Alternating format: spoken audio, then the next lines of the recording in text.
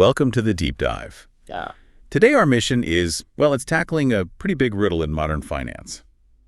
How does the person running one of the biggest, loudest financial empires around manage to stay almost completely out of sight? It's a great question. We're diving deep into the source material on Abigail Johnson. She's the chair and CEO of Fidelity Investments. And this whole story is really a study in structural power and, well, deliberate quietness. Okay, let's talk numbers for a second. The scale here is just, it's staggering. It really is. And it's easy to get lost in them, so let's try and frame it for you. Her personal wealth, massive, something like $35.3 billion as of late 2025. Well, but, even that huge number, it's almost the least interesting part. Really? How so? Well, her real influence comes from Fidelity itself, the system she's actually steering. We're talking $5.9 trillion in assets they manage directly, and something like $15.1 trillion in total client assets they oversee. 15 trillion. That's like the GDP of several countries combined, all flowing through this machine run by someone who, frankly, avoids the spotlight like crazy. You hardly ever see an interview, right? Maybe once every few years, no big CEO pronouncement. Exactly. None of the usual spectacle. So, yeah, our goal today is to unpack that, this understated approach she has. How does it work? Running something that big by being so low profile. And what can we maybe learn from her methods about influence and, managing wealth? I think what's really key here is how she seems to define money itself. It's different. For a lot of high-profile CEOs, personal wealth is like the scoreboard, the trophy. For Johnson, though, her wealth is directly tied to how well Fidelity does. Remember, the family controls a huge chunk, about 40% of the shares. Okay, right. So her incentives are different. Completely. It means her entire focus has to be on making that $5.9 trillion system bigger, stronger, better. Money isn't the prize, it's leverage. Leverage. Okay. And you can actually see that mindset way back, can't you, in how she started the company. I mean, it's kind of amazing. She's the founder's granddaughter, gets an MBA from Harvard. Yeah, you'd expect her to walk into a VP role, right? Exactly. But no, 1988, she joins Fidelity. And where does she start? At the very bottom. In the wire room, they called it. Answering customer calls. Logging account numbers by hand. Think about that. A future billionaire, fresh out of Harvard Business School, doing entry-level customer service. That experience has got to be critical, though. It gives you this tactile feel for the business. Money stops being just numbers on a Bloomberg terminal. It becomes about the trust of millions of real people. You see it in those wire room logs. It builds a sense of responsibility, maybe. I think so. And you definitely see that discipline in how Fidelity manages its own finances. Look at the 2024 results. They pulled in, $32.7 billion in revenue, $10.3 billion in operating income. Huge numbers. Right. Now, most companies, especially private ones, might push to maximize payouts to owners right then. Sure, take the cash. But Johnson consistently pushes for heavy reinvestment. Billions are plowed back into technology, into digital tools, into making the customer experience smoother. It's like she sees those profits primarily as fuel. Fuel for growth, for making the system more durable for the future, not just dividends for today. That's a really interesting way to think about it. It flips the usual script where the CEO is often rewarded for, short-term gains. Exactly. Here, her own success, the family success, is structurally locked into the long-term health and leverage of the whole platform. So if money is leverage, how did she learn where all the levers were? How did she build that knowledge? Well, that brings us to her career path. It wasn't about entitlement at all. It looks like it was very carefully designed, architected almost. To give her that complete picture. Precisely. A panoramic view of the entire financial machine. So after the wire room, she didn't just leap up. She spent years down in the engine room. Equity research, managing funds, learning the core business. Right. Then in 2001, she becomes president of Fidelity Asset Management. That's the big money-making division. But then, crucially, 2005, she takes over all the client-facing stuff. Retail investors, workplace retirement plans, institutional clients.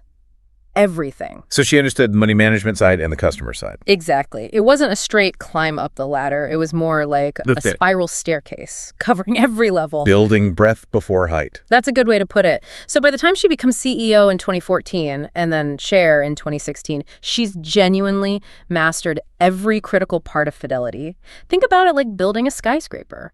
You don't start designing the penthouse suite first. No, you obsess over the foundation, the structure on every single floor. Right. And that deep floor-by-floor knowledge lets her make these incredibly complex decisions that cut across the whole company. She understands the ripple effects because she knows how a change in tech might impact asset management or how a shift in retirement plans affects customer service. It's all connected in her view. And again, her wealth, the family stake, it's tied to the health of that whole massive system, that $15.1 trillion administration platform. She literally can't afford to be short-sighted. Makes sense. So maybe the lesson there, for anyone listening, whether you're building a career or a business, it's not about racing to the top. It's about really understanding each layer. Yeah, gathering those perspectives, strengthening the foundation, get the breadth before you reach for the height. Okay. And having that incredibly solid, deep foundation, that allows her to take on huge, sometimes controversial risks other CEOs might shy away from because she sees them differently. How so? Not as wild gambles, but as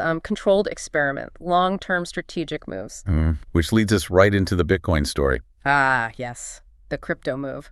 This is where her quiet style gets really interesting, isn't it? Definitely. While everyone else was sort of making noise, issuing cautious papers, maybe dipping a toe in, Johnson just acted.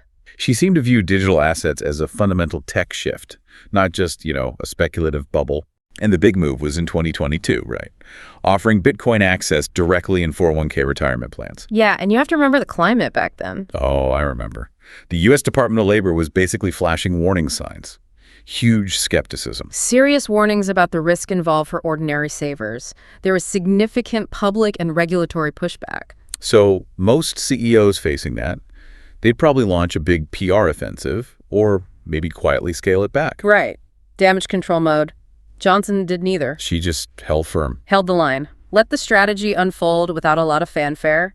She seemed to be betting that long-term digital assets would become mainstream regardless of the current discomfort. It was a bet on technological inevitability, maybe. Sort of, yeah. Yeah. And look at how they did it. It wasn't some flimsy crypto product.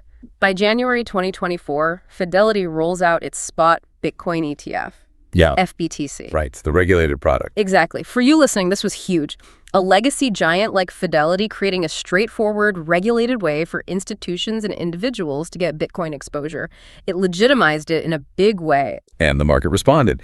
That ETF, FBTC, what did it pull in? By September 2025, nearly $22 billion in assets under management. $22 billion. So she didn't just follow a trend. She used Fidelity's sheer weight and credibility to kind of redraw the map for what's acceptable in mainstream finance. All through quiet, deliberate execution. Her foresight paid off. And that success really shines a light on her whole leadership style, that low-profile, almost non-performative approach.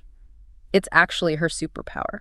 How do people inside describe her? What's the word? Humble comes up a lot, intensely hardworking, but maybe most importantly, really, really data-driven. Okay. That avoidance of the media, the spotlight, it's like a shield. It's a shield, huh? It cuts out the noise, the external pressure, the need to react to every headline. It lets her and her team focus internally. On the data, the reports, the metrics that actually matter for the business. Exactly. She's not out there giving grand speeches. The reports say she's more likely to be walking through the offices, observing, asking very specific, quiet questions. So the focus is always on the system, the details, not the spectacle. That seems to be the culture. Consistency over charisma. And that quiet consistency, you argue, is what makes a system managing $5.9 trillion durable, especially when big threats come along. I think it's crucial. And the best example is probably how Fidelity handled the rise of index funds. That was a huge challenge. Oh, yeah, the passive investing revolution, early 2000s. Right. Low-cost index funds, ETFs. They started eating into Fidelity's core business, which was, actively managed mutual funds, high fees. It was an existential threat, really, not just competition, but a challenge to their whole philosophy and business model. People were predicting the end of active managers like Fidelity. It was a massive disruption. So what does Johnson do? Does she panic?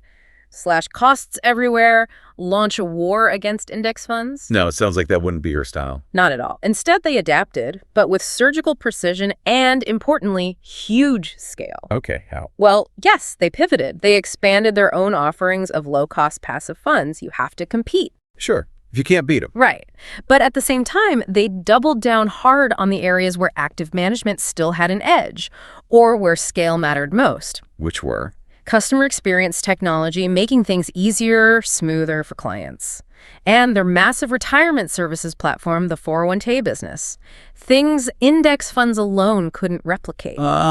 So they defended their core turf while also embracing the new trend where necessary. And crucially, they kept pouring those billions back into technology year after year, playing the long game. That relentless reinvestment ensured they remained essential, structurally indispensable to their clients, even as the fund landscape shifted. So they didn't just survive the index fund crisis. They arguably came out stronger, more diversified, more technologically advanced, built to withstand the next wave of disruption. That's power built on foresight and patience, not just market noise. It really seems like her definition of power is all about that structural influence. It's not about being the loudest person in the room or using sheer force of personality. No. It's about building these robust systems, these platforms, whether it's making 401ks efficient or being the go-to place for institutional Bitcoin access.